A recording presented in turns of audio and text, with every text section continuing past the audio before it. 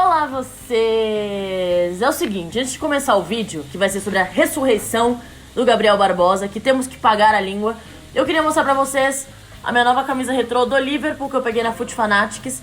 E eu tenho falado pra vocês da Foot Fanatics, quem me segue no Instagram sabe. Aqui na descrição tem um link que vai direto pra página com promoções. É a melhor loja pra comprar, sério, eu compro lá, eu sou apaixonada por camisa retrô. Sempre me perguntam sobre a qualidade das camisas. É indiscutível, eu também só uso de manga comprida e tal, de algodão. É indiscutível a qualidade, comprem, é super bom e as promoções são, sério, incríveis. É isso, link direto na descrição ou acessem aqui footfanatics.com.br, certo? Bom, a ressurreição de Gabriel Barbosa. Primeiro ponto, é claro que a gente tem que enaltecer o que ele tem feito no futebol brasileiro, porque ele foi, primeiro, de pior jogador da Itália a artilheiro no Campeonato Brasileiro e salvação do Santos. E a gente tem que pontuar que era um Santos perdido, numa situação complicada. Realmente, assim, você olhava e falava, ninguém vai conseguir acertar esse time. E aí, chega o Cuca, e com a sua experiência, com o seu tato com os jogadores, tato com o grupo, e assim, qualidade técnica dele, porque eu sou fã do Cuca, ele arruma o Santos e uma das peças fundamentais nesse concerto é o Gabriel Barbosa, o Gabigol. Acontece que não dá só pra elogiar o Gabigol. A gente precisa falar sobre o cenário geral e como a gente pode comparar ele com outros jogadores pra saber se ele realmente é um jogador acima da média ou não. Quem acompanha o futebol europeu sabe que o nível do nosso futebol, tecnicamente falando, é muito, muito, muito inferior à Europa. Tem times pequenos em ligas secundárias inglesas que são muito mais fortes do que times importantes do futebol brasileiro. Não é à toa que lá existem mais de 10 divisões e isso tem que ser discutido. Os jogadores que vêm da Europa, eles chegam ao Brasil como solução para todos os problemas. Assim, o rei voltou. Isso só acontece quando geralmente eles não têm mais espaço na Europa para jogar. Então eles voltam para casa para buscar um colo. Um claro exemplo disso e do nosso futebol é o Douglas Barriga de Chope do Grêmio. O Douglas deu uma entrevista dizendo que ele não para de jogar futebol, mesmo após a cirurgia do joelho, porque tem muito jogador ruim. Ele utilizou estas palavras, tem muito jogador ruim.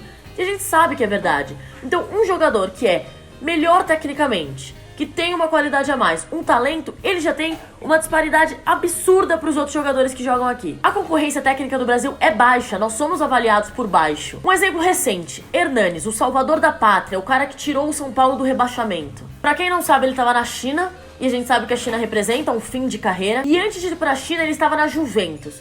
Na Juventus, na última temporada, ele teve 13 oportunidades de entrar em campo e fez um gol. Ele estava apodrecendo no banco antes de ir pra China. Isso fez diferença?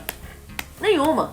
O São Paulo, com o elenco limitadíssimo, teve o Hernanes, seu camisa 10, como o salvador da pátria, e ele salvou, sozinho, ele carregou o São Paulo nas costas. Um jogador que não servia mais pra Europa, mas pro Brasil ainda tá anos-luz à frente. A gente pode citar o Gilberto, por exemplo, que saiu da reserva da lateral esquerda na Europa pra ser camisa 10 no Cruzeiro. A gente precisa levar em consideração os aspectos gerais, de um cenário geral, para poder falar sobre a recuperação de um jogador dentro do Brasil e o desempenho dele na Europa. É claro que essa questão do jogador brasileiro render ou brilhar fora do Brasil tem uma questão muito séria de adaptação. Muitos jogadores têm dificuldade ao chegar na Europa. O Neymar não teve uma primeira temporada exemplar, o Gabriel Jesus ainda encontra dificuldades para se firmar no futebol inglês, e a adaptação de cultura, idioma, comportamento é uma grande barreira para os brasileiros.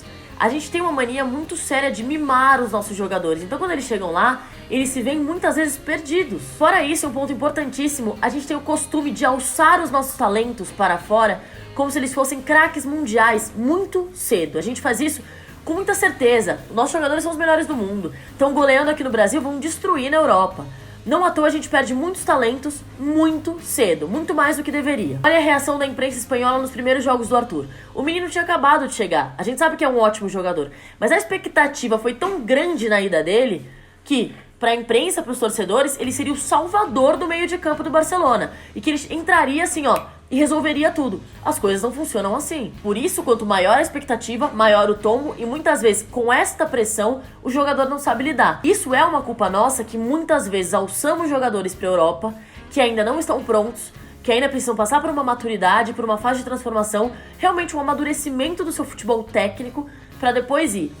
Neste ponto específico, a carreira do Neymar foi um pouco mais bem pensada do que outros jogadores que estão indo embora ficando assim apenas um ano no Brasil. O Gabigol, antes de ir pra Europa, ele era uma máquina. Eu vou falar alguns números pra vocês. Em 2014, o Gabigol fez 56 jogos, 21 gols e 10 assistências. Em 2015, 56 jogos, 21 gols e 11 assistências. 2016, a temporada em que ele foi vendido para Inter de Milão. 29 jogos, 12 gols e 4 assistências. 2017 foi o ano perdido dele, sem espaço algum na Inter, sem espaço algum no Benfica, antes de vir para o Brasil. E ele fez, na Inter, 10 jogos e 1 gol, e no Benfica, 5 jogos e 1 gol.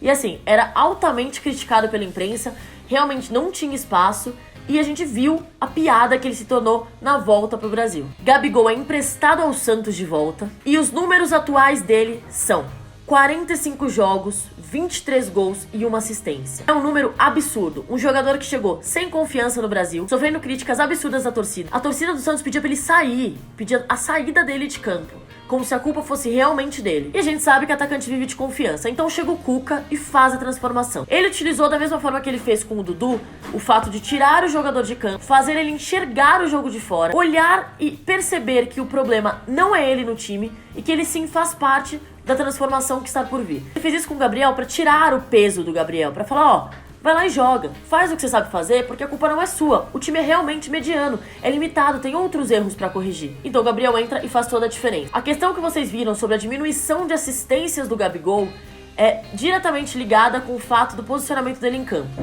O Cuca trabalha com ele mais ou menos da mesma forma que trabalhou com o Gabriel Jesus, por exemplo. Tira ele mais das pontas e faz mais ele ser o comandante do ataque. A jogada termina nele, ele finaliza jogadas. Ele é o goleador do time. E além disso, ele consegue trabalhar mais pelo meio, também mais infiltrado. O Gabriel, ele é um jogador forte, ele é um jogador bom, tem um bom chute.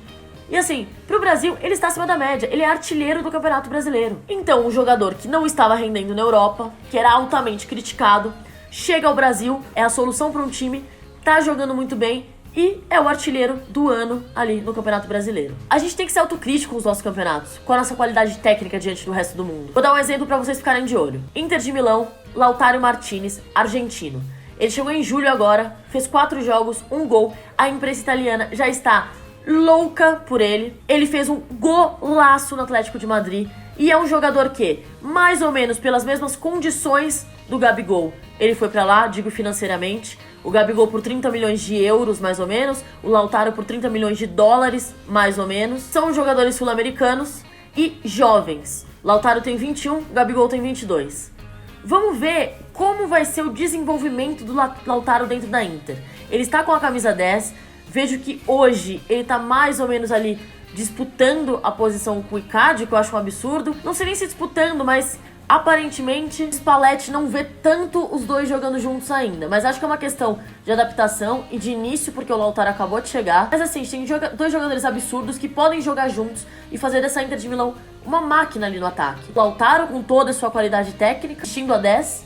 E o Icardi, assim, Icardi, meus parabéns. Que jogador que você é. É até compreensível, mas por um ponto absurdo não ter os dois na seleção argentina. E aí, se o Lautaro vira nesta temporada lá na Inter, joga, faz muito gol, será que o problema não era realmente o Gabigol e o costume dele com o futebol brasileiro? Chegar lá numa expectativa muito alta e não responder ao que esperam, justamente porque o futebol de lá não é o daqui. O futebol italiano é um dos mais difíceis de adaptação no mundo. Pela qualidade técnica, pela cultura do futebol que eles criaram, pela metodologia. A gente precisa, cuidar mais dos nossos jogadores antes deles irem embora. Eles estão indo embora muito cedo e com pouco preparo, com pouca vivência. Tem jogador que vai embora pra Europa sem ter jogado uma Libertadores direito. Olha a qualidade dos campeonatos estaduais. Que um jogador faça 90 gols no campeonato estadual não chega a se comparar com o campeonato europeu. O contrato do Gabigol com o Santos acaba em 31 de dezembro, né? O empréstimo, ele pode voltar pra Inter, que eu acho um pouco difícil que a Inter queira tê-lo de volta com o plantel que tem hoje, mas a gente pode enxergar o cenário geral com vários exemplos que a gente deu aqui de jogadores que a gente endeusava e chegam na Europa, não são nada além de jogadores comuns. Que bom que o Gabriel está no Brasil, está rendendo no Brasil e apresentando seu bom futebol, mas temos que ser críticos.